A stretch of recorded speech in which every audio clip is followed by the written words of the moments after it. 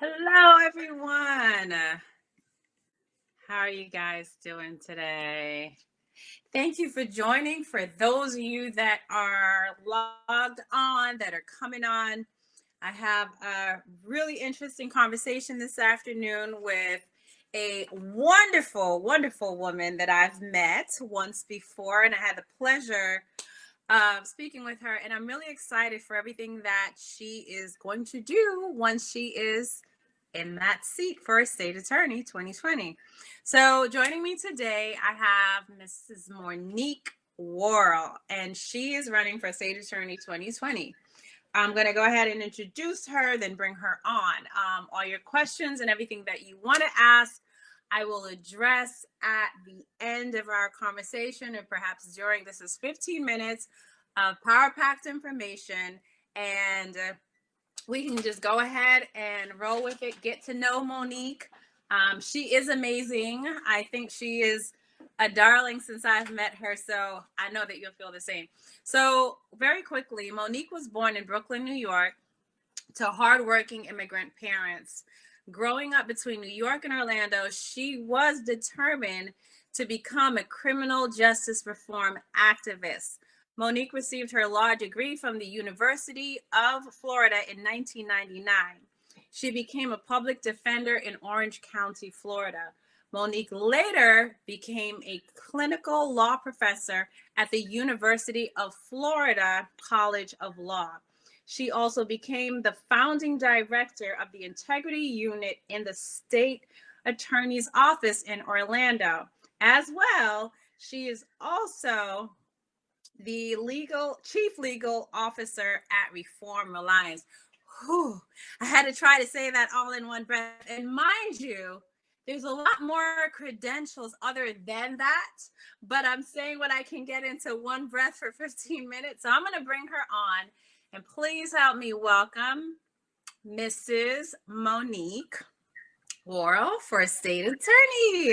Hello, good evening, good evening. Good evening. How are you? Thank you for joining today. Thank you for having me. It's an honor to be here. Absolutely. So, of course, I'm going to ask a very obvious question first, which is when you say immigrant parents, immigrate from where? Migrated from? Because I'm looking for an accent. Immigrated from Jamaica.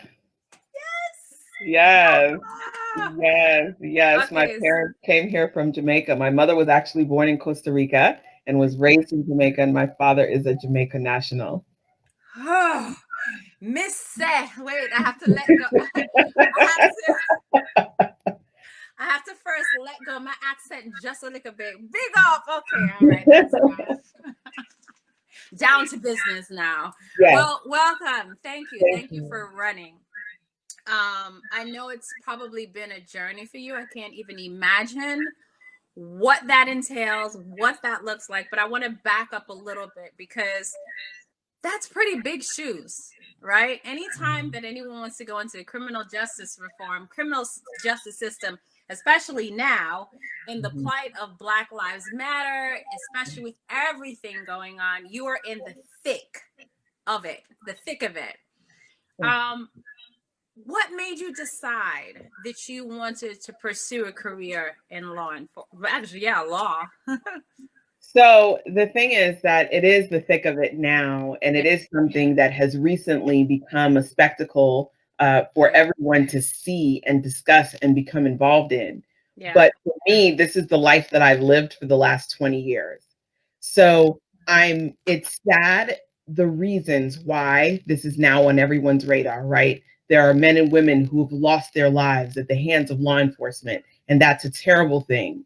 But the benefit is that it is now in the public eye. So Yeah. criminal justice reform is something that everyone is talking about, and I'm here for all of it because it's all I've been talking about for the last 20 years. Okay. Okay. So yeah, because I think timing is everything. And I think everything that's going on now obviously is just amounting up to with people just being frustrated with the system And we need change. We Right. need change. We need to see people like us in positions who actually understand everything that we're going through as a normal walking human being. We want to know that we can touch our candidates. We want to know that we can touch and have a conversation with anyone that we vote into that seat. Right. What though? What was it that made you decide? Because some people, it's that one thing, right? So especially when it comes to law, they got in trouble, something happened, there's a family member in jail, they didn't get a fair time. What was your defining moment? So for me, it started at the age of 9. The very first time I can remember my brother being arrested. My Ah, brother is a veteran of the United States Air Force. He was diagnosed with PTSD and bipolar disorder. He wow. self-medicated and became addicted. And Mm, because of that addiction and his mental illness, he spent most of my life in and out of the criminal legal system. So, from a very young age, for me, I knew that that was wrong and that I wanted to do something to fix it. So, my entire life has been on the trajectory of being a criminal justice reform advocate. I went through law classes in high school. I studied criminal justice and psychology in college. And then through law school, the only thing I focused on was on criminal law. And the only job that I applied to out of law school was as a public defender. okay. All right, so you definitely have an actual intimate connection to it. Very much um so. and I think for me, I can't speak for anyone, but once I know that someone is personally connected or emotionally connected with it, I feel a sense of relief, right? Because I understand that you know and you touch what everyone else is dealing with, which is a big plus for me.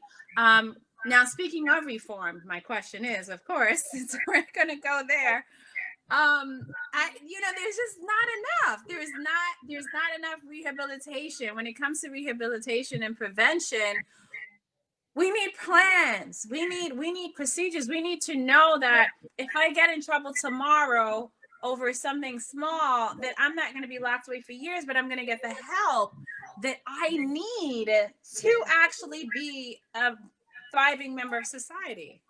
So that's a major part of my platform is that Okay. we rely entirely too much on incarceration. Since the 1970s, we in the state of Florida have increased our prison population by more than 300% at the cost of $2.4 billion.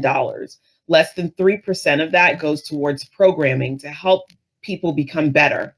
So, my plan is to shift the focus away from incarceration and towards services such as treatment and rehabilitation, and doing a root cause analysis of why the individual offended to begin with and how we can prevent them from doing it again. Throwing someone in a cage doesn't solve any of Yeah. that.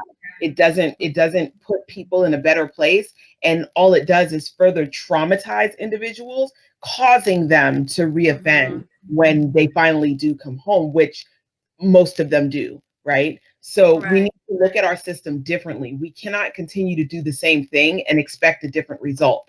Prison doesn't decrease crime, prison doesn't decrease recidivism. So we need to start doing things that will. Okay, I like that. So my question is also, but what does that also run over into the juvenile justice system? Because for myself, I do prison ministry, right? So I go to a lot of the juvenile jails throughout Central Florida. And speaking to these kids sometimes, it's heartbreaking, right? Because they did something wrong. We get that. But now they're penalized as an adult. They're thrown behind bars. How is that going to help? So what about our juvenile justice system? Are there going to be programs in place for them also? So calling a child an adult for the purpose of Hmm. prosecution does not make it true. And that's one thing that we need to Yeah. understand is that that is a legal fiction because a child cannot be an adult. You cannot Hmm. drink until you're 21. You cannot drive until you're 16. You can't Right. smoke until you're 18. So why is it okay for us to send a 14-year-old to prison? We have to again rethink how children are treated in our criminal legal system. And we have to do the best that we can to keep them out of the criminal legal system and avoid prosecuting them as adults at all costs. We really do. I absolutely agree with that, because we're not doing them any justice. And when they come out into society, they're probably a lot worse off than when they actually started.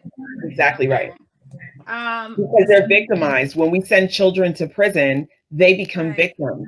They become victims of brutality, of sexual violence, and they're traumatized. So now, because they're traumatized, they come out and they are now perpetrators of that same violence that they were victims of.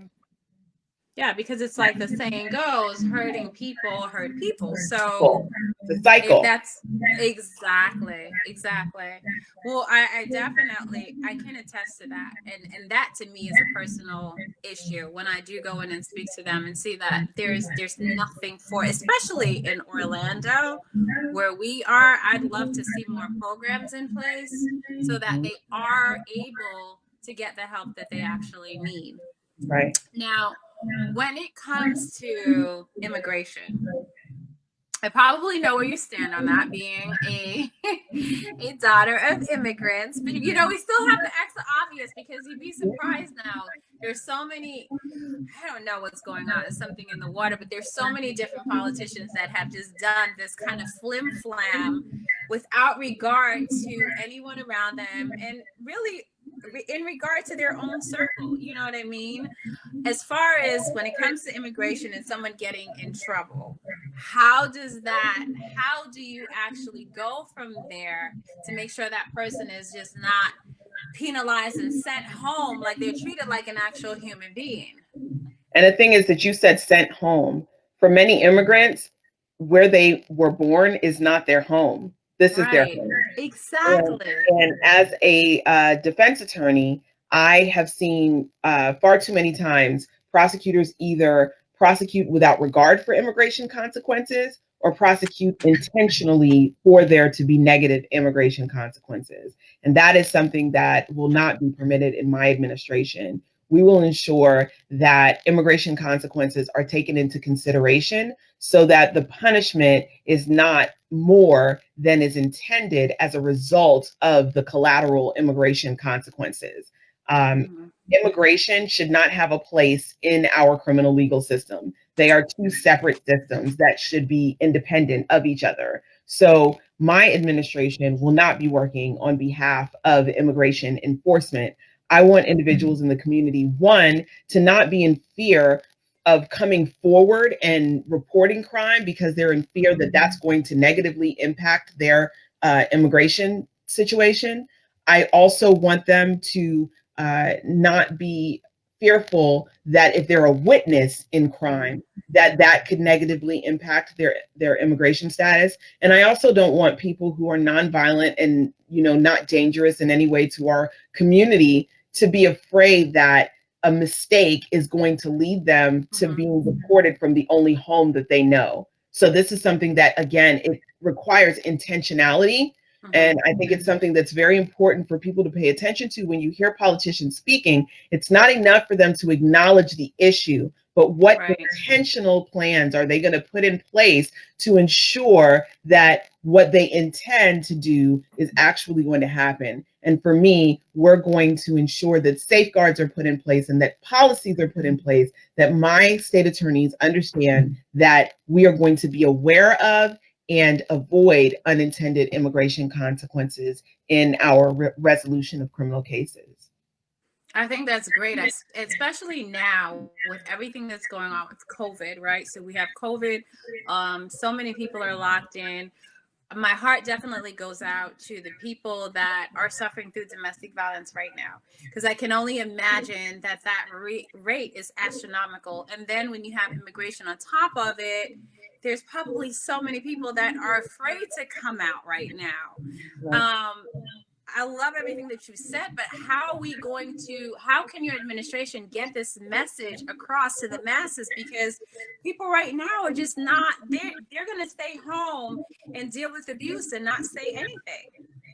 So I think the current state attorney has done a really good job at laying out for victims of domestic violence that will not be tolerated, that we understand that because of COVID, that it is more likely to increase, but that they are outlets and that the state attorney's office is available for individuals to seek and reach out for help. And we'll continue that under my administration as well. COVID or not COVID, I want everyone to feel safe reporting themselves as a victim of crime, and in doing so for immigration purposes and just for the community. And you said, how do we let the community know? Well, we become present in the community. We don't just show up to prosecute people, but we let the community understand that we are an ally, that we're there to protect them, not just to prosecute them. And even when we are called upon to prosecute them, that we want to do it in a way that's going to make them better. Because ultimately, when we help individuals to become better, we build stronger, safer communities that benefit us all. And that's very true, because everyone wants to know that they do have a voice. They want to know that they can come out safely and report crime or report anything. So I think that's great. Now, my question is, what about the DACA program, right? Because that was a big thing with our current administration in a different house, Pennsylvania Lane. We're not going to go to Black Lives Matter way now. Yeah. Yeah. 1600 Black Lives Matter way. Yes. We're not going to go too far to the left, because that'll bring out a whole nother conversation, right? But here, especially here in Orlando, in Central Florida, in Florida, I'm sure we have a lot of those people that do benefit from DACA. Now, what will your administration work to ensure that they're still able to collectively stay here, do their jobs, do what they want to do, and get a fair trial? So, like I said, I don't believe that the criminal legal system should intentionally intersect with immigration enforcement. So, my administration will not be participating in immigration enforcement in any way, shape, or form. As a first generation American, I believe that anyone in this country who wants the American dream should have the ability to achieve the American dream. For a country that was founded and built by immigrants, I don't really understand how anyone could see it any other way. But my administration will not be participating in immigration enforcement. That is such a relief.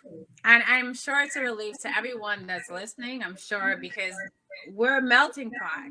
We have it all, especially in Florida. There's so many immigrants here. So I think for everyone, that's really important.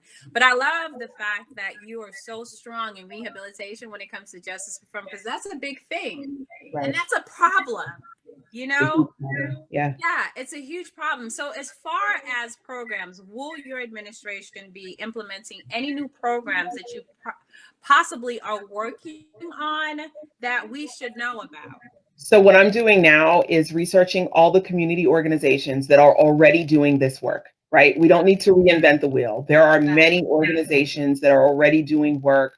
United Foundation is one that works with children. They have a great program that deals with children and keeps them out of the criminal legal system. So that's something that I wanted to look into for the juvenile justice arena. There's, One Heart for Women and Children that deals with women and children who have addictions and things like that. That's another organization. And there are numerous organizations out here that are already doing this good work.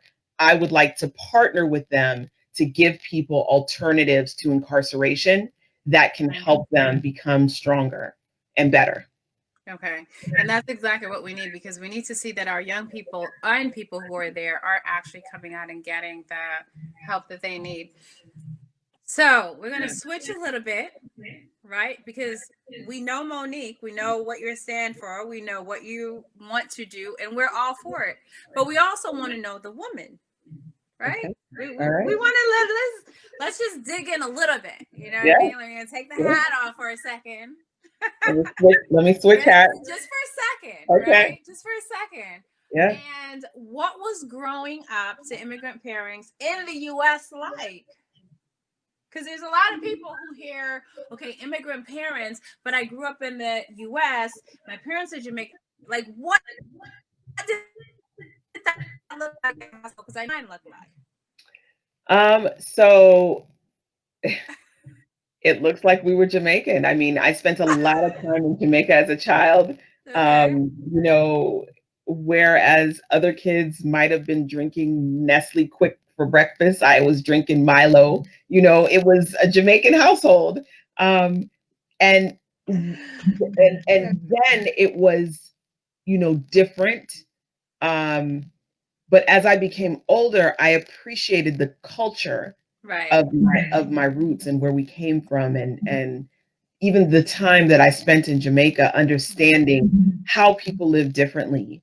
And I think in this country, many of us are raised to kind of believe that there isn't anything outside of the United States. Yes. But being able to grow up between here and the Jamaica, and then I also have family in the Bahamas, so I spent a lot of time in the Bahamas as a child as well, and just seeing how people live differently, and it's not any less than how people live here, because that's another thing. If you watch TV, you'll think, oh, well, you know, America is the richest country in the world, and if you live outside of America, then you must be less than. But being able to see and appreciate different culture, for me, that was a great thing. And then, you know, there's a strict Jamaican mother, so there's not very much that I could do.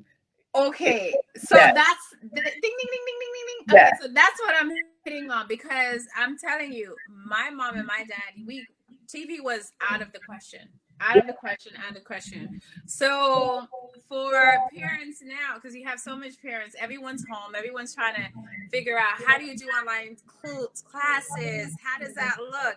Okay, for a little girl, okay, growing up at home, and Jamaican parents who wants to enter the juvenile justice system, knows that at 9 years old she wants to be an attorney. Like, what are some of the things that you would do that because your average child just probably didn't decide at 9 that they want to be an attorney, right? We yeah, probably say it, but here you are today. right, right. My mother is a perfectionist.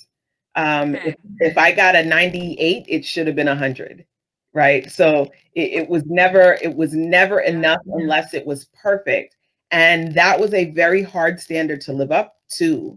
But Right. my mother was a very hard worker, so she could demand perfection. Yeah. Because of her, I am not one of those kids who graduated from college with a bunch of student loans, because my mother worked 2 jobs while I was in college to ensure that I didn't have to take out any loans. Right.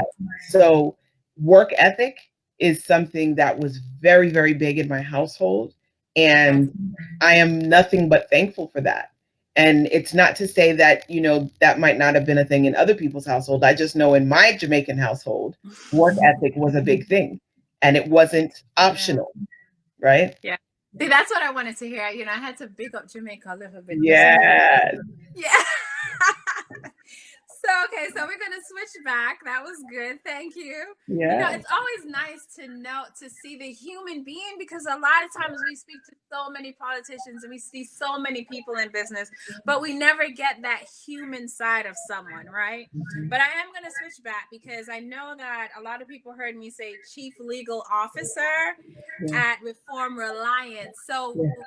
tell us what Reform Reliance is, for those that are not familiar with it. Sure. So I was recruited to build a legal department at Reform Alliance, which is a national nonprofit organization that's based on criminal justice reform.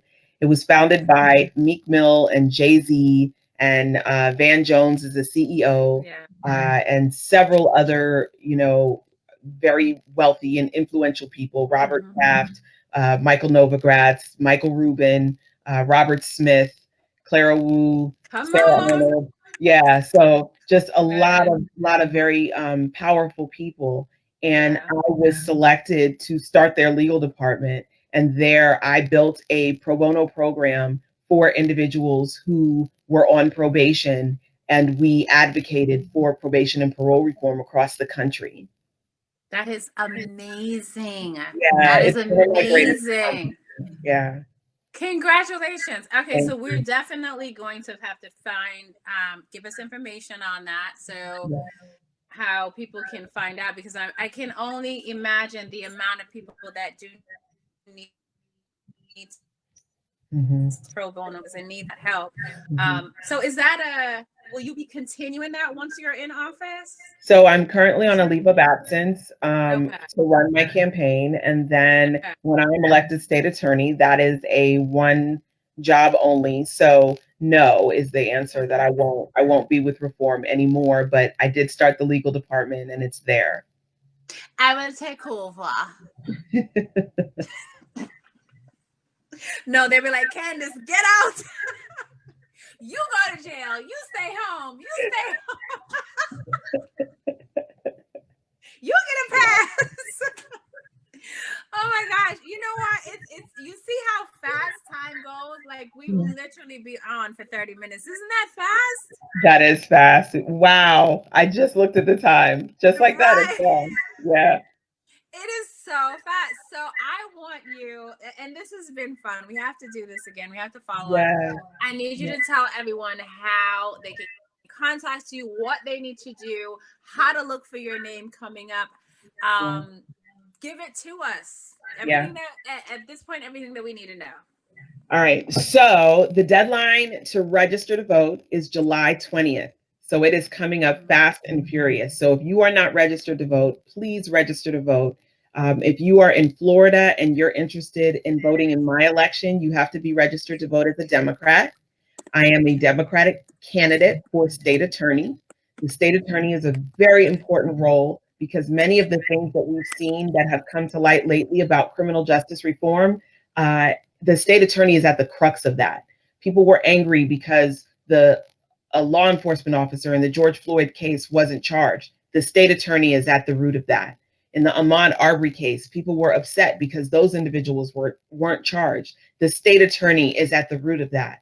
The same with Breonna Taylor and all the others who have gone before them. So the state attorney is a very important role. And I am the only criminal justice reform candidate in this race. So if you have found what I said to be aligned with your values and your beliefs, please go to my website and learn more about me at MoniqueForStateAttorney.com. It's MoniqueFor stateattorney.com. You can learn more about me, about my platform, the things that I want to do, as well as donate to help me to be successful in this race. And then finally, once you've registered, once you've checked me out, once you've donated to help me be successful, please remember to vote on August 18th. The election will be on August 18th. Early vote ballots are going out next week. You can request to vote by mail if you don't want to go into the precinct. And you can also early vote if you don't want to wait until election day. So please vote, please register, and check me out. I thank you so much, Candice, for this time and for having me here. This has been a phenomenal experience, and I hope to do it again with you soon. Absolutely. And I'm going to make sure that once we're done, we'll put all your information up, everything that we need to know, a link on how to donate to you, and make sure that we get you in there, because I think you'll do an amazing job. Yes, I definitely will do an amazing job, something that is well needed and long overdue. Especially now. Like this is the time for change. This is the time that we need real change. We need people who are going to defend us, who understand us, and are going to fight. We need you in there to fight for those that can't fight for themselves. Awesome. All right. Talk to you guys soon. Thank you for joining me, Candice Talks. See you soon.